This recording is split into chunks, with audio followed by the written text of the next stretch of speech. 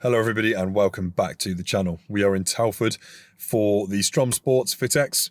Jake's got his second show of the season. I believe these are the only two that he's going to do. But yeah, he's looking really good. Bit fuller than last week. And I believe Jasmine Jeffrey's on the case with the tan and the glaze because they were a little bit tight last week with the abdominal area, and unfortunately it didn't do him justice. So yeah, hopefully a different story this week. We'll go inside, hopefully get a bit of footage backstage as well, and go and enjoy the show. See you in a bit. The higher tiers are going to be older, yeah.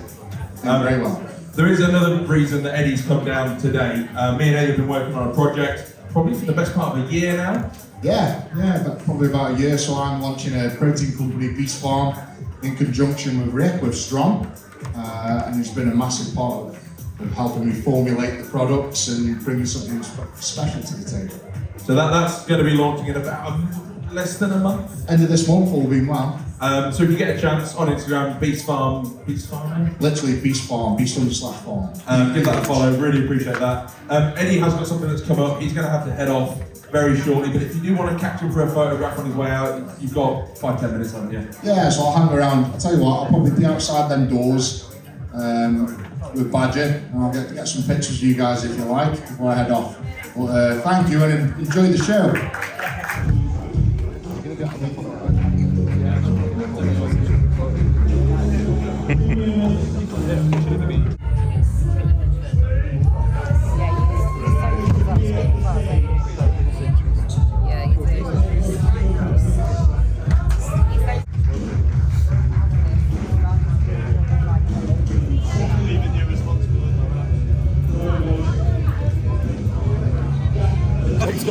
Just blow some faces out. blow some of your thing. Smoke machine.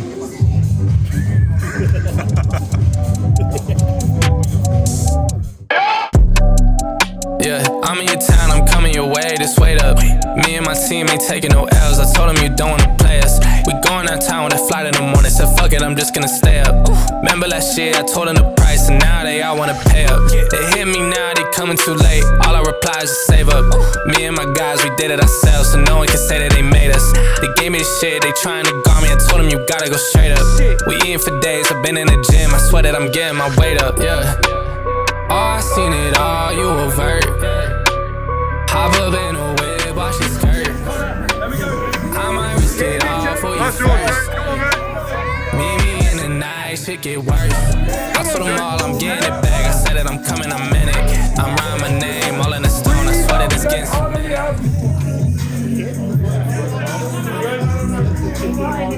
Good man, that's the one. That's the one, Jake.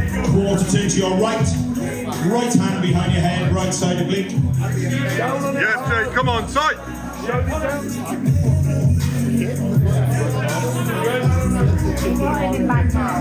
Nice, Jake. Show them gels off. Hard on the abs now. Good. Hands overhead to the front, please. Hit it wide, Jake. Good man. Yeah. Come on, Jake.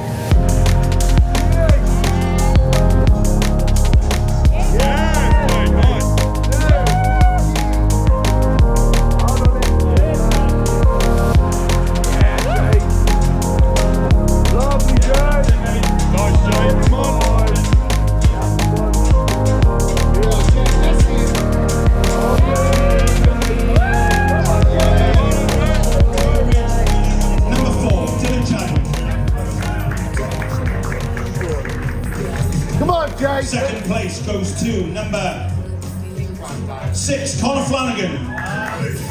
Men's physique class 1 champion. Number 5, Chris Coles. Welcome back, everyone. We're actually a few weeks ahead now since Jake competed. A few reasons, really. First off being I've been really busy with my new job.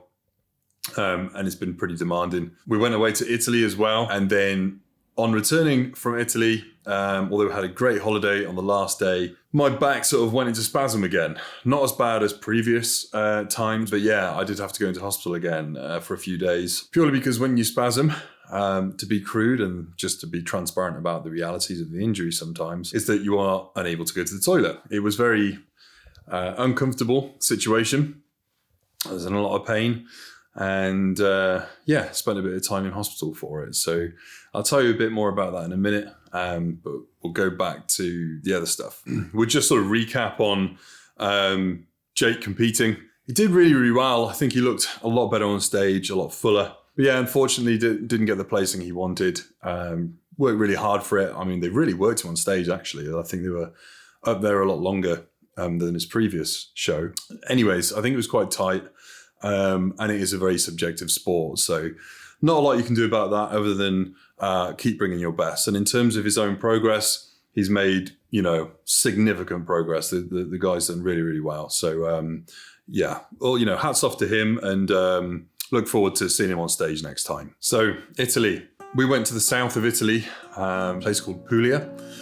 We stayed in Martina Franca, which was absolutely stunning, especially the main sort of piazza. Loads of different restaurants and cafes. And I've got a little bit of an obsession with their sort of southern tradition, which is pasticciotto. It's like short crust pastry, but it's more cakey. And then it has like a crema or custard inside, and they do different flavors like double chocolate and lemon and vanilla. Anyway, I was absolutely obsessed with them and now want to try and experiment with baking them. But anyway, the area was absolutely stunning. We had a fantastic time, with the exception of the last day, obviously. And there was another place we went to, which is, I'm probably going to say this wrong, Alberobello. Alberobello. I think that's right. And they had these amazing houses that were called trullis. And they're like a dry stone sort of corbelled construction with like a sort of a dome shaped roof or a pointed roof. But yeah, I think some of them sort of like date back to the 14th century. So pretty amazing architecture. But yeah, incredible. Like really made for a great day out. Stopped off at a few cafes, got some gelato. So yeah, really, really nice time. On the last day of the holiday, for no apparent reason, my back just seized up. I'm pretty good at sort of seeing the warning signs and lights changing again. Seeing the warning signs and identifying if I'm going to sort of get a bit of aggravation or any, acute flare-ups. And I could just, in the morning, I could feel something wasn't right. We were sort of getting our bags packed. And then progressively through the day, so it wasn't a sudden, like I did get a few shooting pains, but it wasn't a sudden change and it suddenly went and I was like stuck on the floor like it has been in previous episodes. The pain was pretty significant that at the start of the day, I had to take some diazepam to alleviate some of the spasms, took some painkillers additional to that. So I was pretty dosed up off my face while we were sat in the cafes on the last day. So that was quite amusing for the others. But yeah, I couldn't sit down for very long periods. I had to keep standing up, making a bit of a nuisance of myself. And I stood up the whole plane journey home as well. So it was about, not a long journey, obviously it's only about 3 hours or just under, but it's still a little bit awkward when you just want to kind of sit down and chill out. It didn't ruin it because I think I was sort of too dosed up to care, to be honest with you. But yeah, it was that sort of time that we had a few days off after the holiday and before we going back to work that we thought, oh great, we've got a nice long weekend, we can chill, unpack and whatever. But didn't happen like that, unfortunately. So the very first day, got up, I was in pain the next morning and rang 111 because I didn't want to go extreme and get an ambulance out. I wasn't stuck on the floor like I have been in previous years. But they did advise that, I take myself to A&E, get a checkup and relevant scan. I'm holding this weighty camera out in front of me, so apologies if it's shaking. But yeah, they advised I take myself down to A&E, purely as well because of the symptoms of what you call cauda equina, which is where the spinal cord is basically being compressed and there's an issue with the spinal cord. So, and the cauda equina is basically the what they call the horse tail, so like the bundle of nerves basically at the bottom of the spine. And that obviously can cause some issues with being able to urinate and all those sorts of things. So it becomes a bit of a priority case, something to be really cautious of and not to be overlooked. If you are somebody that suffers with back issues and you notice any of these symptoms, I would say get yourself to A&E and just get it double checked to be on the safe side, because it can lead you, it can leave you some sort of long-term health implications down the line. But yeah, it was quite funny because when we were in Italy, we had a pool at the villa, and I was having a bit of a practice with some underwater swimming and holding my breath. I kind of get these new things in my head. I like to try different things, and I've been a bit obsessed after watching, I think it's called The Deepest Breath, about free diving. I've been really intrigued by it, which is really crazy actually, because I've always had a bit of a fear of the ocean, especially deep ocean. It really scares me, like the vastness of it, especially with things like recently the submarine to the Titanic and stuff like that blows my mind. But same with space as well, similar sort of thing, but at the same time really intrigues me. I think it's more the point that the human body is so resilient, and it can put up with these extreme environments, and we can train our body to be able to survive in these environments. And freediving, not only is it because it's competitive as well, and I'm a competitive individual, it's also, people say there's a weird sense of like euphoria when you go down to sort of like the deepest depths, and it gets dark and you can hear your own heartbeat and stuff like that. So it's kind of like, I think it'll scare the crap out of me, but at the same time, it really intrigues me. I'll cut to the point. There's a really, really interesting guy I met in hospital. John, if you're watching, it was really good to meet you, mate. And I hope our paths cross sometime in the future. But this guy's really, really inspiring. He was in for a really, bad spinal injury. He's got like full fractures in his vertebrae. He was actually picking mangoes, I think, for people. He's got like a guest house in the Dominica, and he instructs freediving and what do they call it, trail running, stuff like that. And really knows his stuff when it comes to freediving. Actually knew some of the people within the Netflix documentary as well. I knew a bit about the backstory, so it was really, really interesting to speak to him. But also, really weird coincidence. Like I'm not so much like a spiritual guy who believes in like fate and all these things, but I do believe also things that happen for a reason, and then we have the opportunity to kind of like take different paths in life.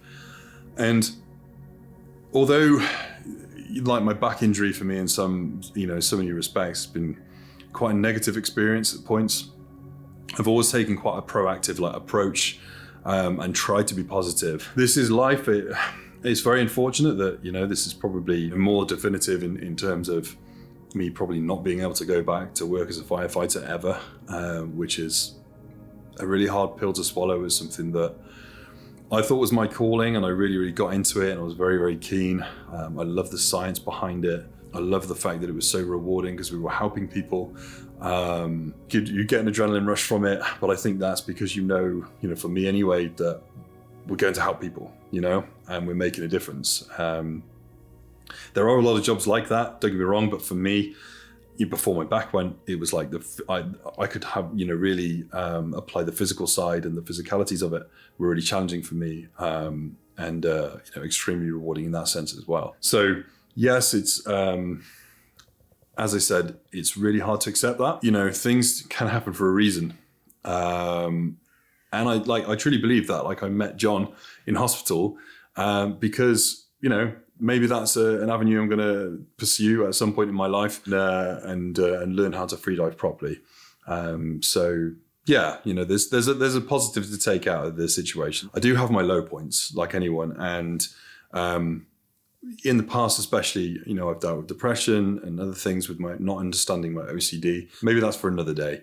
But yeah, it really puts things into perspective. Like, I'm sat there and I'm thinking, oh, not again.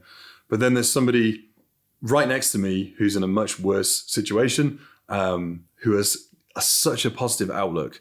And that for me was really, really inspiring and motivational, because I thought this guy's got, fractures in his vertebrae, his nerves are being affected. At one point, the specialist was saying he might not walk properly ever again. And he's just, so driven, and it's so inspiring. We'll probably leave it there. It's probably enough just for one short vlog and giving you an update. And then I think moving forward, I'll try and film more of my rehab stuff and and talk about my plans moving forward. Like, I really do want to compete again.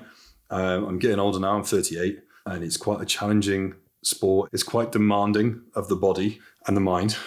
And it's a lot when you're sort of thinking about, you know, settling down, and we've moved into this house, and, you know, you're thinking about the future, like family and stuff like that, you know, and I need to get my health in the best possible place to be able to do that.